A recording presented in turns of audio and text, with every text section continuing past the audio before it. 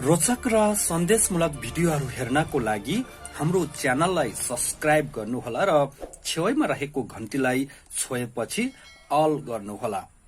तिलोत्तमा नगरपालिका ward number 12 का आजको यस मंगोल नेशनल अर्गनाइजेसन सभाको यस एक दिने प्रशिक्षण कार्यक्रमका अध्यक्षज्यू, प्रमुख अतिथि केन्द्रीय सदस्य शिवबहादुर गुरुङज्यू, साथै मेरो सहयोद्ध लुम्बिनी प्रदेश सभाका सदस्य साथीहरू, रूपन्देही जिल्ला सभाका सदस्य साथीहरू, साथै नगर सभाका सदस्य साथीहरू एवं समस्त आजको यस हाम्रो यस एक दिने प्रशिक्षण कार्यक्रमलाई आफ्नो विभिन्न किसिमका खेती किसानीका कामहरूलाई थाँती राखेर हाम्रो यो कार्यक्रममा सहभागी हुन आइरहनु भएका सम्पूर्ण अहिन्दू मूलवासी मंगोल चेलीबेटी दाजुभाइ दिदीबहिनीहरूमा मेरो व्यक्तिगत तर्फबाट र लुम्बिनी प्रदेश सभाको तर्फबाट हार्दिक जय मंगोलको अभिवादन टक्राउन चाहन्छु। जय मंगोल। आजको यो हाम्रो एक दिने प्रशिक्षण कार्यक्रममा म एउटा पुरानो राष्ट्रिय गीत थोरै टुक्का सुनाउँछु तपाईहरुलाई। त्यो गीतमा के भनिएको छ भने यो गोपाल युञ्जनले गाउनु भएको गीत हो। त्यो गीत थोरै टुक्का। देशले रगत मागे मलाई बलि चढाउनु, रुँदिनन् मेरे आमा हो नेपालीकी छोरी भन्ने गीत सुन्नु भएको होला हैन? कहिलेकाहीँ रेडियो नेपालबाट, नेपाल टेलिभिजनबाट हैन यो गीतहरू बज्छ। यो गीत गाउने गायक पनि तपाईको उहाँको नाम हो गोपाल योञ्जन। उहाँ दार्जिलिङमा जन्मिनु भएको हो है। त्यो बेला दार्जिलिङ पनि नेपालकै भूगोल थियो। आज हामीले सिक्किम, दार्जिलिङ, कालिम्पोङ हैन भारतीय भूमि हो भनिरहेछौँ। हो, हाम्रो मुटु चुडाएर यी शासक वर्गहरूले हाम्रो प्यारो मातृभूमिलाई टुक्र्याएर भारतमा गाभिदियो हैन। नेपालको कथा व्यथा यति दर्दनाक छ, यति दुःखद छ, यति भयावह स्थिति छ। अहिले हाम्रो तराईवासी दिदीबहिनी चेलीबेटीहरू आमाहरू आउनुभएको छ। जुन हाम्रो मंगोल नेशनल अर्गनाइजेसन के हो, किन जन्मियो, आज हामी यो कार्यक्रममा किन बसिरहेका छौं भन्ने कुरा तपाईहरु लगायत सम्पूर्ण अहिन्दू मूलवासी मंगोलहरूले बुझ्न जरुरी छ हैन। यहाँनिर हाम्रो चेलीबेटी दिदीबहिनीहरूलाई म एउटा कुरा सोध्न चाहन्छु। तपाईहरुमा दङ्गोरिया कोही हुनुहुन्छ? दङ्गोरिया हुनुहुन्छ तपाईहरुमा कोही? छैन हैन? कोही हुनुहुन्छ दङ्गोरिया? राणा त यहाँ छँदै छैन। छ कोही राणा थारू? छैन हैन? त्यो दाङतिर मात्रै पाइन्छ राणा थारू समुदायहरू। कञ्चनपुर, कैलाली हैन त्यतैतिर पाइन्छ। मैले यो किन जोडिरहेँ त भन्दा तपाईको यो हाम्रो तराईवासी थारू समुदायहरू एकाजना चाहिँ बुढाहरू भन्नुहुन्छ हाम्रो थारूको राजा पनि थियो रे दाङमा, दङ्गी शरण राजा चाहिँ थियो रे भन्ने कुरो सुनिन्छ के हैन? अनि त्यो दङ्गी शरण थारू भनेको को हो त थाहै छैन। नाममा मात्र चाहिँ दङ्गी शरण थारू एकजना राजा थियो रे भन्ने कुरा हामीले पढेका छौँ इतिहासमा। तर दङ्गी शरण मात्रै हो कि भनेर यता कता चाहिँ किताबहरू पाइन्छ कि भनेर खोजिरहँदा तपाईको मैले एउटा किताब फेला पारेको छु। यो किताब हेर्नु होला है। यो किताब प्राचीन तथा मध्यकालीन नेपालको इतिहास, लेखक डाक्टर बम बहादुर अधिकारी उहाँले लेख्नुभएको किताब हो। र यो किताबको पाना पल्टाइरहँदा जुन तराईका भूमिपुत्र अर्थात् तराईका मूलवासी मंगोल थारू समुदाय काकाहरूले बुबाहरूले भन्ने कुरा जुन हाम्रो पनि राजा दाङमा दङ्गी शरण राजा थियो रे भन्ने कुरा यहाँभित्र समाविष्ट गरिएको छ। अनि त्यो पाना पल्टाएर पढिरहँदा मलाई पनि लाग्थ्यो एकजना मात्रै चाहिँ सायद दङ्गी शरण राजा होला भनेको त त्यहाँ त 19 वटा थारू राजाहरू हुनुहुँदो रहेछ। 19 वटा कुरा सुन्नुहोस् है हाम्रो चौधरी दिदीबहिनीहरूले, 19 वटा। अहिलेको चाहिँ हाम्रो निवर्तमान राजा अर्थात् ज्ञानेन्द्र शाहको पुस्ता भनेको जम्मा अहिले 14 पुस्ता आएको छ है। 14 पुस्तासम्म उनीहरूको हिस्ट्री भेटिन्छ, इतिहास भेटिन्छ नेपालमा। तर दाङको चौधरी राजाहरूको त तपाईँको 19 वटाले चलाएको भनेपछि 19 पुस्ता गएको रहेछ नि त होइन। 19 पुस्ता लामो धेरै हो कि 14 पुस्ता लामो धेरै हो त भनेर त 19 पुस्ता लामो हो। तर त्यत्रो 19 पुस्ता चाहिँ लामो राज्य सत्ता चलाएको थारू समुदायलाई आज अधिकारविहीन गरिएको छ, अस्तित्वविहीन बनाइएको छ। त्यस्तै पहाडमा घले राजा थिए। घले राजाका सन्तान हामी गुरुङ मगर राई लिम्बूहरू, हामीलाई पनि अस्तित्वविहीन बनाइएको छ होइन। त्यस कारणले अस्तित्व भनेको के हो त? मानव अस्तित्व। आजसम्म त तपाईँ हामी कसैले गुरुङ भन्ने छ, कसैले मगर भन्ने छ, कसैले चाहिँ तपाईँको कसैलाई दलित बनाइएको छ होइन। जात जाति उँच निच छुत अछुत सारा बनाएर टुक्रा टुक्रा टुक्रा टुक्रा बनाइदिएको छ। अनि अहिले हामी यहाँ चाहिँ बसिरहँदा होइन, यहाँको चाहिँ तराईको चाहिँ मूलवासीहरूले हामीले के भन्छ, पहाडिया भन्छ। अनि हामी पहाडियाले के भन्छ फेरि तराईका दाजुभाइलाई थारू भन्छौँ। एकले अर्कालाई चाहिँ हेर्ने दृष्टिकोण सुन्नु होला है। एकले अर्कालाई हेर्ने र बुझ्ने दृष्टिकोणमा के भयो त भन्दा दूरी बढाइदियो। त यो दूरी बढाउने काम कसले गर्यो त भन्दा यहाँको शासक वर्गहरूले बनायो के होइन। यहाँको शासक वर्गहरूले तपाईँ हामीले के बनाइदियो भन्दा कसैलाई थारू बनाइदियो, कसैलाई मगर बनाइदियो, कसैलाई गुरुङ बनाइदियो, कसैलाई थकाली बनाइदियो, कसैलाई चाहिँ कुमाल बनाइदियो होइन, कसैलाई चाहिँ तपाईँको चाहिँ च्यामे बनाइदियो, कसैलाई चाहिँ दनवार बनाइदियो। थुप्रै किसिमको चाहिँ जात जाति चाहिँ नामाकरण गरेर तपाईँ हामीलाई चाहिँ टुटाइदियो, फुटाइदियो। र आज हामी एक आपसमा चाहिँ भेट्दाखेरि होइन, एकजनाले चाहिँ पहाडिया भन्ने, एकजनाले थारू भन्ने होइन। वास्तवमा हाम्रो चाहिँ नेपालको 80% हिन्दू मूलवासी मंगोलहरू हिजो हामी एउटै घरको रहेछ, एउटै सन्तान रहेछौँ। सुन्नु होला है बहिनी, नास्ता पनि खाँदै गर्नु होला। यतातिर बढी आज अरू हाम्रो दाजुभाइले त मङ्गोलको बारे केही कुरा पहिल्यै बुझ्नु भएको छ होइन। आज तपाईँहरू अलिकति नयाँ होइन, मङ्गोल नेसनल अर्गनाइजेसन के हो भन्ने कुरा आज बुझ्न आउनु भएको छ। त्यस कारण चाहिँ अलि ध्यान दिएर सुनिदिनु होला होइन। अनि अब मैले त्यो गीत किन जोडेँ त होइन। देशले रगत मागे मलाई बलि चढाउनु, रुँदिन न आमा हे नेपालीकी छोरी भनेर चाहिँ गोपाल योन्जनले गाउनु भएको गीत अनुसार नै नेपालमा सैकडौँ चाहिँ शहीदहरू भइसके। अघि नै हाम्रो देव सरले भनिसक्नु भएको छ होइन।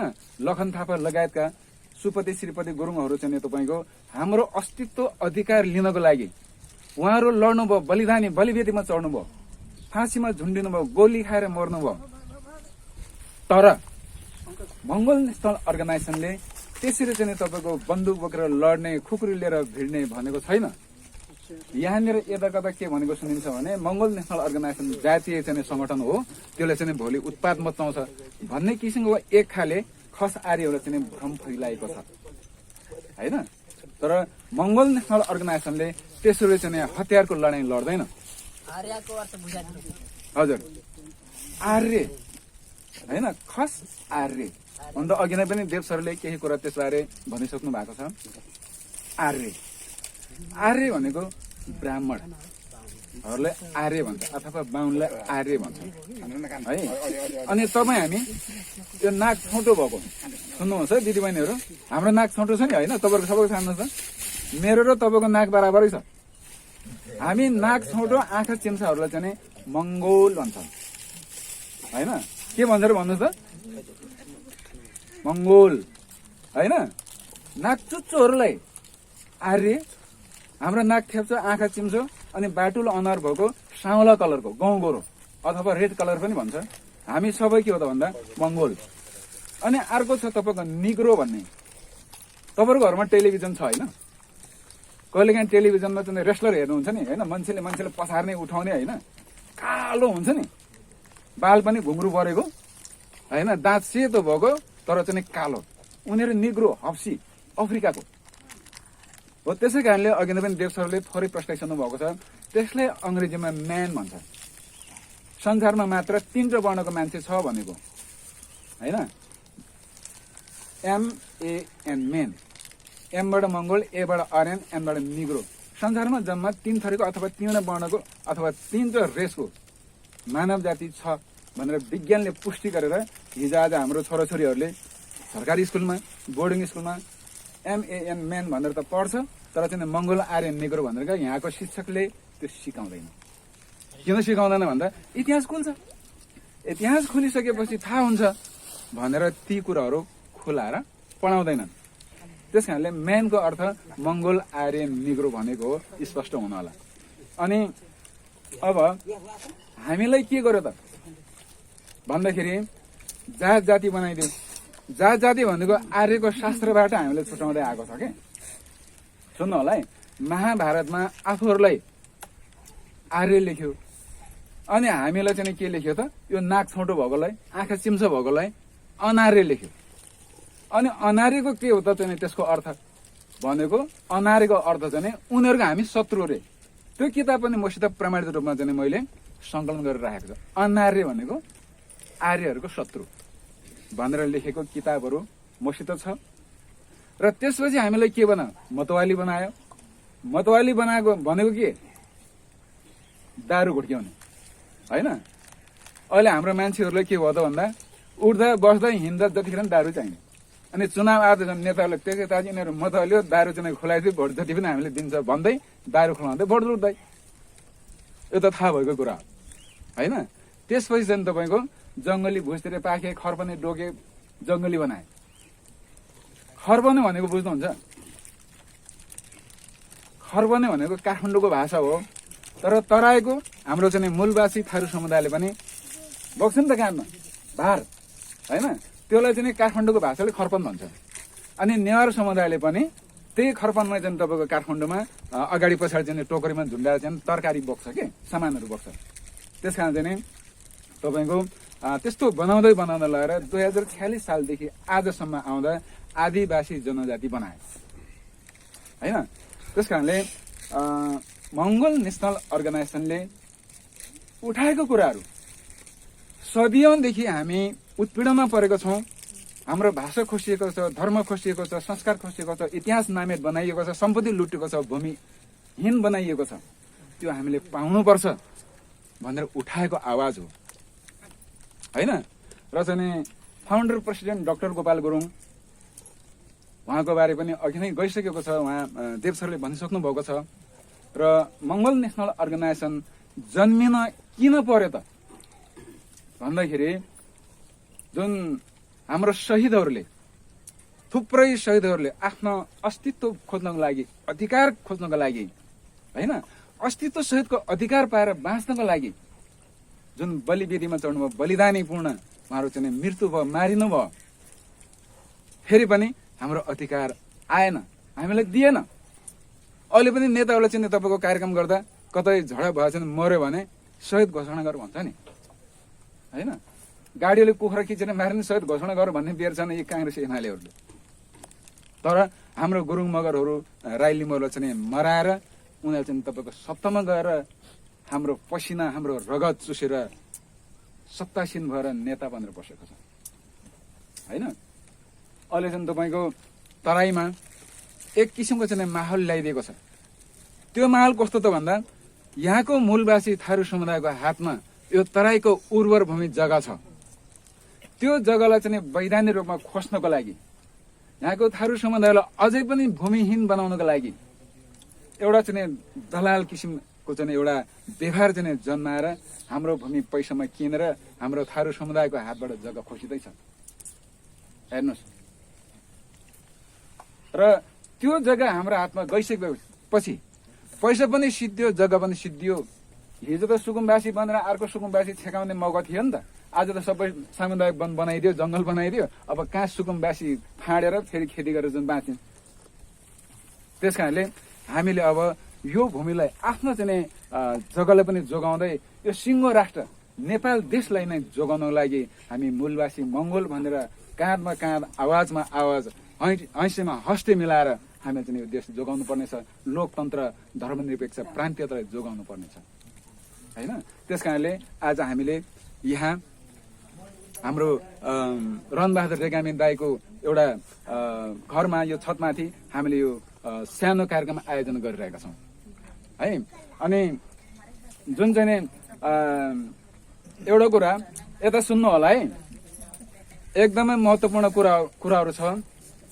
संसारकै मानवहरू यता सुन्नु होला है, संसारकै मानवहरू, नेपालको मात्र होइन संसारका हामी मानवहरूले अन्न खाएर मात्रै बाँच्छौँ। अन्न बिना त कोही पनि बाँच्न सक्दैन, हो कि भन्नुहोस् त? अन्न बिना कोही पनि बाँच्न सक्दैन।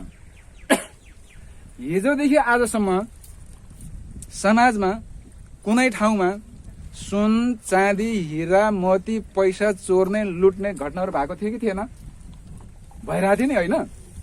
तर अब हाम्रो पनातिको पालासम्म पुग्दाखेरि नेपालमा सुन, चाँदी, हिरा, मोती, पैसा लुट्दैन। लुट्दैन, यो लेखेर राख्नु होला। किन लुट्दैन भने अब धान फल्ने ठाउँमा, गहुँ फल्ने ठाउँमा, तोरी फल्ने ठाउँमा दलालले चाहिँ तपाईँको हाम्रो जग्गा खसेर घडेरीमा बेचिदिन्छ। अनि धान, गहुँ, तोरी, मकै कहाँबाट चाहिँ उत्पादन भएर खाने हामीले है। अनि त्यो सुन खाएर भएन, हिरा मोती खाएर भएन, चाँदी खाएर भएन, पैसा खाएर भएन, खान त अन्न चाहियो नि त। अनि खेत जति हामीले चाहिँ सबै बेचिदिने, घडेरी बनाइदिने, प्लटिङ गराइदिने, पहाडमै बाँझो, तराईमै बाँझो, जतातता चाहिँ खेतबारी चाहिँ मान्छे बसिसकेपछि खेती नगरेपछि के खाने? अनि जसको घर चाहिँ तपाईँको 1 कुइन्टल गहुँ छ अरे, 1 कुइन्टल चामल छ अरे होइन, 2-4 पाथी चाहिँ मकै छ अरे भन्ने सुन्यो भने मान्छे त्यो चामल, गहुँ, मकै लुट्न जान्छ के? त्यो दिन आउँदैछ। यहाँको शासक वर्गले त्यो हदसम्म पुर्याउँदैछ हामीलाई। तपाईँहरू कहिलेकाहीँ चाहिँ मनकामना जानुहुन्छ होइन? मनकामना जाँदाखेरि पहाडको ठाउँहरू देख्नु भएको छ नि, बिरालो चुच्चो कुखुराको टाउको चाहिँ चुल्लिएको होइन, त्यस्तो भिरमा खेती हुँदैन। अनि चाहिँ यहाँ चाहिँ तपाईँको हाम्रो यस्तो उर्वर भूमिमा लहल चाहिँ तपाईँको धान फल्ने, लहल गहुँ फल्ने, यस्तो तोरी कति राम्रो भएको छ। यस्तो चाहिँ तपाईँको उर्वर भूमिलाई होइन चिरा पाएर चाहिँ तपाईँको घडेरीमा बेचिदिसकेपछि अन्न फल्ने ठाउँमा चाहिँ घर फल्छ। अनि हाम्रो बालबच्चाले के खान्छ भन्नुहोस् त? त्यो सुन, चाँदी, हिरो मोतीले चाहिँ त्यो पैसाले खान पुग्छ? मिल्छ त्यो खान? मिल्दैन। तर हाम्रो तराईको समुदायहरू अरे 1 कट्ठा भजाइए 20 लाख मिल्ने चल 1 कट्ठा भजा लिने, गाडी किन्ने लिने भन्छ भन्दैन होइन? त्यो किसिमको चाहिँ कन्डिसनबाट जोगाउनको लागि पनि मंगोल नेसनल अर्गनाइजेसन अग्रसर छ होइन। हाम्रो चाहिँ राजनीतिक चेतना, शैक्षिक चेतना, सांस्कृतिक चेतना, धार्मिक चेतना, आर्थिक चेतना, यी सारा कुराहरूलाई चाहिँ लिएर तपाईँको मंगोल नेसनल अर्गनाइजेसन अगाडि बढ्दैछ। राजनीतिक चेतना बिना तपाईँ हामीले यी यस्ता हामीमाथि भइरहेको षड्यन्त्र हामीले एउटा कुरा पनि बुझ्न सक्नै रहन्छौँ। हिजो पनि म कुनै बेला चाहिँ म काङ्ग्रेस भनेर उफ्रिँदै हिँडेँ, केही पनि बुझिएन, सिकाएन। एमाले भनेर उफ्रिँदै हिँडेँ, त्यहाँभित्र पनि केही पनि सिकाएन। एमाले फुट्यो, माले बन्यो, फेरि माले भनेर उफ्रिँदै हिँड्यो, केही पनि सिकाएन। फेरि माओवादी आयो बन्दुक बोकेर, यिनलाई ठिक पार्छौँ भन्यो है। ओहो साँच्चै गर्ने रहेछ के हो भनेर म पनि माओवादी बनेर तर बन्दुक त बोकिनँ होइन। आउनेलाई चाहिँ भात पकाएर खुलाइयो, बास दियो होइन, माओवादी बन्यो, त्यसले पनि केही गरेन। हामीले त खालि सपना मात्रै बाँड्यो कि यो दिन्छु त्यो दिन्छु, एउटा आऊ यता आऊ उता आऊ, हाम्रो भोट लुट्यो गयो, नेता बन्यो, चुस्यो, खायो, सकियो। जनता जहाँको त्यहीँ है। घाँस बाँस, कपास, रोजगार, शिक्षा, उपचार खोइ हामीलाई। तपाईँहरूले बोर्डिङमा बच्चाहरू पढाउनु भएको छ होला होइन? बोर्डिङमा पढाउने अधिकांश अभिभावकहरूलाई के हुनुपर्छ भने त्यो घरको अभिभावकले पनि अङ्ग्रेजी वर्ड जानेको हुनुपर्छ। विशेष गरी नेपाली क लेख्न जान्दैन, बोर्डिङ स्कुलमा पढाउँछ।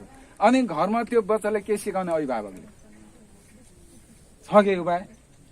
तर हाम्रो बोर्डिङ स्कुल कति जाति छ फेरि कहिले पनि फेल हुन्न है। त्यस्तो पढाइ पनि नेपालमा छ कि कहिल्यै फेल हुन्न। कति अचम्म होइन, हाम्रो चाहिँ बच्चाहरू कहिल्यै फेल हुन्न। अनि हामी अभिभावक लाइन भैँसी बनेर गुहार घर बाहुनहरूको गौवामा तपाईँको झन् दुध दिइरहेको छ। हामी आनन्द भएको छ मेरो छोरा बोर्डिङमा पढेछ भने, तर एउटा माखु मर्दैन। यो सरकारी स्कुल हाम्रो यहीँ नजिकै छ। त्यो स्कुलको चाहिँ म विद्यालय व्यवस्थापन समिति अध्यक्ष, तपाईँहरूले नै भोट दिएर मलाई जिताउनु भएको कुनै दिन होइन। र मेरो छोराछोरी मैले बोर्डिङमा पढाएन, सरकारी स्कुलमा पढाएँ। सरकारी स्कुलको चाहिँ पढाइ पनि दयनीय छ। किन?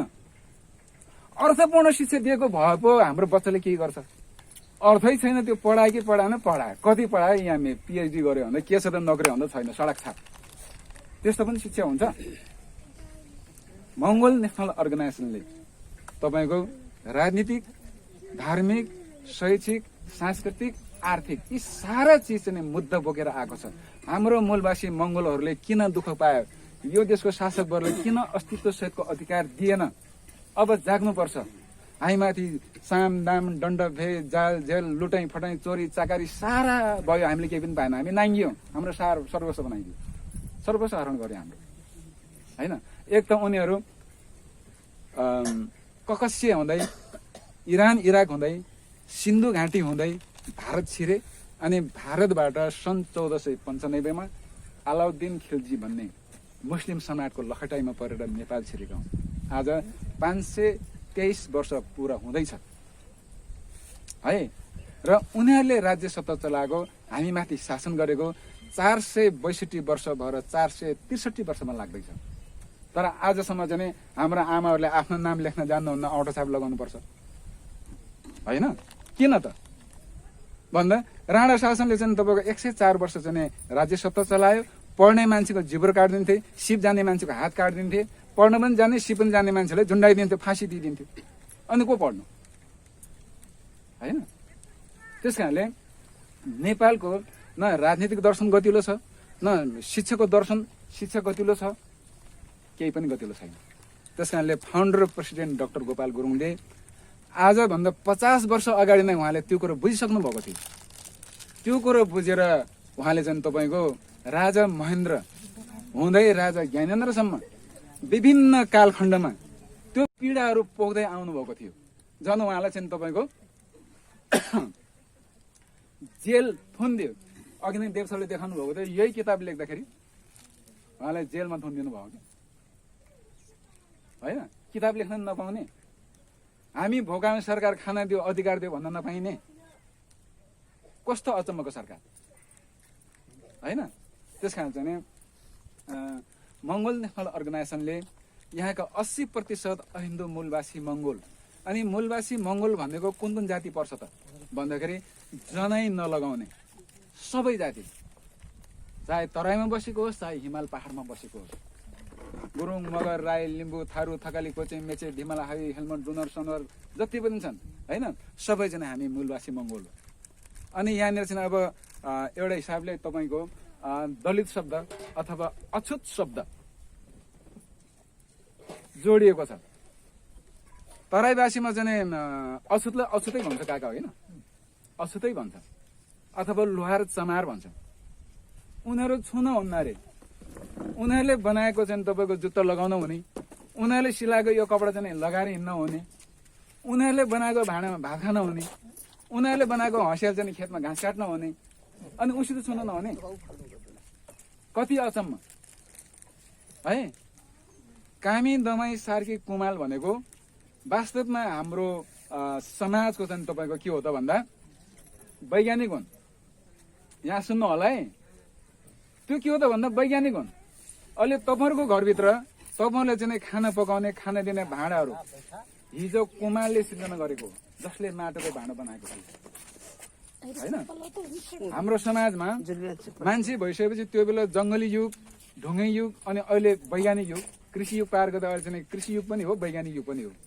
तपाईँले अहिले चाहिँ चलाएको घरको चाहिँ विभिन्न जातका चाहिँ भाँडाहरू, चरसको भाँडा, सिल्टीको भाँडा, आल्मुनियमको भाँडा, तामाको भाँडा, फलामको भाँडा जो छ त्यो हिजो कुमारले बनाएको, पहिला माटोको बनाए। अनि त्यो माटोको भाँडाको विकसित रूप चाहिँ आज सारा अरू चाहिँ तपाईँको धातुको भाँडाहरू आयो के। अनि त्यो कुमारले चाहिँ औषध बनाउने, कति अचम्म है।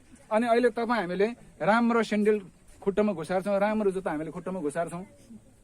त्यो चाहिँ विभिन्न चाहिँ पशुको चाहिँ चमडाहरूबाट चाहिँ तपाईँको जुत्ता बनायो, ज्याकेट बनायो, झोला बनायो, त्यो चाहिँ लगाउनु हुने अनि उनलाई औषध बनाउने। ऊ त वैज्ञानिक हो। ती पुर्खाले बनाएर पो आज हामीले लगाउन पायौँ त होइन। त्यसपछि तपाईँको फलामको चाहिँ हँसिया, हलो, फालीहरू भयो, विभिन्न फलामका चाहिँ औजार बनाउनेहरू हिजो हाम्रै पुर्खा होइन। त्यस कारणले तपाईँको यो अछुत भन्ने शब्द, दलित भन्ने शब्द बरु कामी दमाई सार्की कुमालमा चाहिँ दम छ। किन भन्यो त भन्दा जसले काम गर्यो उसले कामी भन्छ के। कामै नगर्ने मान्छे त हरामी हो होइन। काम गर्ने मान्छेले कामी भन्छ, काम नगर्ने अल्छीले हरामी भन्छ। अनि काम गर्ने मान्छेलाई अछुत दलित बनाउने होइन। त्यस कारण चाहिँ थुप्रै थुप्रै थुप्रै किसिमको चाहिँ विभेदहरू हामीमाथि थोपरिएको छ। र चाहिँ यी सारा यावत चाहिँ काम कुरोहरू चाहिँ हामीले बुझ्नुपर्छ। र बुझेर अबको दिनहरूमा जुन चाहिँ अहिले 2/3 बहुमत पाएका सरकार होइन, प्रधानमन्त्री केपी ओली अहिले त नेपालको इतिहासकै बलियो सरकार हो नि त। तर चाहिँ उहाँले अनायासै त्यत्रो 2/3 चाहिँ बहुमत पाएको चाहिँ सरकार उहाँले चाहिँ संसद विघटन गरिदिनु भयो है। कसैले उहाँलाई चाहिँ तैँले कुर्सी छोड्ने भयो छोड, नत्र चाहिँ तेरो कनपट्टिमा गोली हान्छु भन्न आएको थियो र कसैले भनेको थिएन नि होइन। त्यत्रो चाहिँ जनताले विश्वास गरेर लौ त नि साह्रै भन्यो, साह्रै माग्यो, हामीले पनि भोट दिन्छौँ, गएर सत्तामा पुगेर नेपाली जनताहरूको हरेक किसिमको चाहिँ समस्याहरू, हरेक किसिमको चाहिँ वेदनाहरू, त्यो चाहिँ वेदनाबाट चाहिँ एउटा मलमपट्टि लगाइदेऊ, जति समस्या त्यो समस्या चाहिँ हल गरिदेऊ भनेर पो जनताले भोट दिएर पठाएको हुन्छ। यो नै कि 2-2.5 वर्ष नहुँदा चाहिँ मैले सक्दिनँ भनेर चाहिँ संसद भङ्ग गर्ने हो र। बाहुनहरूले नेपालमा राजनीति गर्न सक्दैन, देश चलाउन सक्दैन भन्ने कुरा त इतिहास साँची छ। 2007 सालसम्म त चाहिँ चुनावी माध्यमबाट चाहिँ शासन सत्ता चलाएन, एउटाले एउटालाई मार्दै चाहिँ तपाईँको सत्ता कब्जा गर्दा आएको इतिहास छ।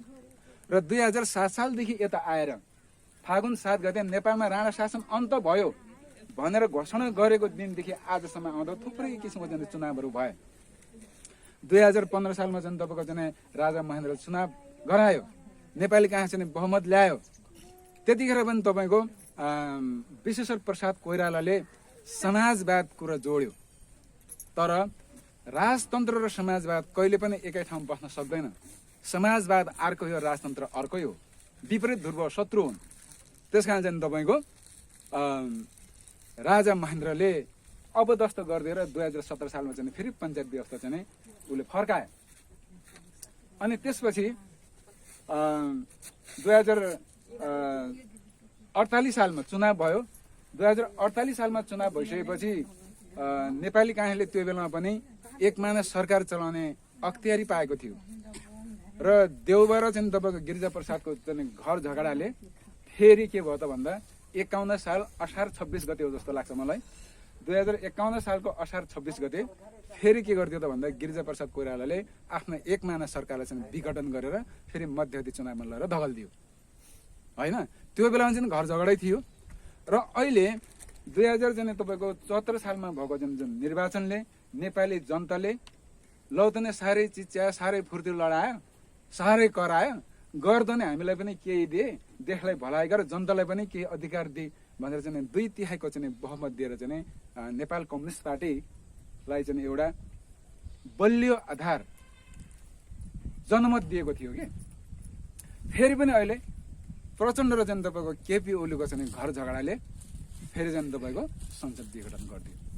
त यसले के देखाउँछ त भन्दा बाहुन क्षेत्रीहरूले यो देशमा राज्य सत्ता चलाउन सक्दैन। र किन चलाउँदैन भने पनि फेरि यो देश भनेको उनीहरूको होइन। यो देश भनेको त यहाँको चाहिँ तपाईँको मूलवासी, यहीँ जन्मेको, यहीँ उत्पत्ति भएको, कतैबाट आएको होइन। गुरुङ, मगर, राई, लिम्बू, थारू, थकाली, कोचेङ, मेचे, धिमाला होइन, जति पनि हामी 80% अहिन्दू मूलवासी जनै नलगाउने समुदाय, हामी सबैको चाहिँ यो थलो हो, यो देश हो। उनीहरूले के स्वाद भयो र? एउटा जान्छ 2 महिना चलाउँछ, अर्को जान्छ 1.5 वर्ष चलाउँछ, अर्को जान्छ 6 महिना चलाउँछ, कहिले दाइको पालो, कहिले भाइको पालो, कहिले काङ्ग्रेसको, कहिले चाहिँ कम्युनिस्टको, कहिले राप्रपाको। त्यसरी चाहिँ उनीहरूले हामीमाथि खेलाइँची गर्दै, हाम्रो मतको दुरुपयोग गर्दै उनीहरूले चाहिँ राज्य सत्ता चलाइरहेको छ। कि अब पनि उनीहरूले त्यसरी नै राज्य सत्ता चलाऊ होइन भनेर हामीले मत दिनु त उनीहरूलाई। त्यस कारणले हाम्रो घर, हाम्रो देश होइन, अब तपाईँ हामीले चलाउनु पर्छ। अब तराईको थारू समुदायको छोराछोरीले जाँड रसी खान छोड्नुपर्छ, जुवातास खेल्न छोड्नुपर्छ, किताब समातेर पढ्ने दिन आएको छ। अब हिजोको युगमा हामीले अति दमन गरेर पढ्नै दिएन होइन, अनि त्यसरी पढ्न नदिइसकेपछि हाम्रो चाहिँ बाबुबाजेहरूले पढ्न पाउनु भएन। त्यो बेला ठिकै छ, जाँड खायो, जुवा खेल्यो, चुरोट खायो, जेसुकै गर्यो। तर अब भनेको खुला रूपमा चाहिँ पढ्ने युग आउँदैछ। यो खुला पढ्ने युगमा हाम्रो छोराछोरीहरूले मजासित पढ्नुपर्छ, हामीले पढाउन सक्नुपर्छ, पढाएर शिक्षित बन्नुपर्छ, राजनीतिमा लाग्नुपर्छ, राजनीतिक चेतनशील बन्नुपर्छ। तर चाहिँ खस आर्यहरूलाई हामीलाई के भन्दै उल्लाएको छ भने राजनीति गर्न हुँदैन भन्छ कि। राजनीति गर्न हुँदैन भने उनीहरू परिवारवाद भएर किन राजनीति गर्छ त फेरि? यो कुरो पनि हाम्रो समुदायले बुझ्न सकिरहेको छैन। उनीहरूको घरमा श्रीमान काङ्ग्रेस छ भने श्रीमती कम्युनिस्ट हुन्छ, अनि छोराछोरी चाहिँ कोही राप्रपा हुन्छ, त कोही कुन अब समाजवादी फोरमतिर, प्रत्येक चाहिँ हाँगामा चाहिँ उनीहरूले जरा गाडीको बसेको छ क्या। प्रत्येक पार्टीमा जरा गाडेर बसेको छ। अनि त्यो जरा गाड्नुको पछाडि के हो त भन्दा कहाँ पोख्यो दुध थालीमा, भाँडामा भनेर कहाँ झाडे पनि कम्युनिस्ट छ, कम्युनिस्ट झाडे पनि राप्रपा छ है। त्यस्तो किसिमसित चाहिँ तपाईँको जरा गाडेर बसेको छ कि। त्यस कारणले अब त्यो जरा पनि हामीले आफ्नो जरा आफैसित ल्याउनुपर्छ है। हामी चाहिँ त्यसलाई बुझेर हामी माथि त खेलाइँची पो गर्यो रहेछ त, षड्यन्त्र पो गर्यो रहेछ त भनेर अब हाम्रो देश चलाउने अथवा हाम्रो घर आफै बनाउने, आफै विकास गर्ने हामी सक्षम छौँ, हामी सक्छौँ भन्ने कुराहरूलाई मध्यनजर गरेर हामीले चाहिँ बुझ्नुपर्ने दिन आएको छ। हामीले ढिलो गर्नु हुँदैन। आज तपाईँहरू जे जति हुनुहुन्छ यहाँ सुन्नुभयो, दिदीबहिनी फेरि घरमा काम पनि थियो होला, आत्तिएर जानुभयो होइन। त्यस कारण चाहिँ यो सारा कुराहरू बुझेर हाम्रो नाता गोता छर छिमेक इष्टमित्र जे जति छ, अहिले त तपाईँको चाहिँ एउटा सामाजिक सञ्जाल, तपाईँको चाहिँ भनौँ न मोबाइलको युग आएको छ, फोनको युग आएको छ होइन। यसो भाइ साथीसित टाढाको साथीहरूले पनि आफ्नो चाहिँ दाइजी भाइले चाहिँ अब चुनाव आउँदा हामीले कुखुराको भालेमा हामीले भोट हाल्नुपर्छ, मङ्गोल नेसनल अर्गनाइजेसन त हाम्रो चाहिँ अस्तित्व सहितको अधिकार प्राप्त गर्नको लागि, गराउनको लागि जन्मिएको रहेछ। हाम्रो साथीहरू चाहिँ हरेक क्षेत्रमा उम्मेदवार उठ्दैछन् र चाहिँ हामीले अरू कहीँ पनि होइन, मङ्गोल नेसनल अर्गनाइजेसनको चुनाव चिन्ह कुखुराको भालेमा भोट हाल्नुपर्छ, हाम्रो अस्तित्व सहितको चाहिँ अधिकार ल्याउनुपर्छ र हामीले पाउनुपर्छ भन्ने किसिमको सन्देश दिनुहोला भन्दै मेरो यो छोटो मन्तव्य यहीँ अन्त गर्न जान्छु। हस्त, धन्यवाद, जय मङ्गल।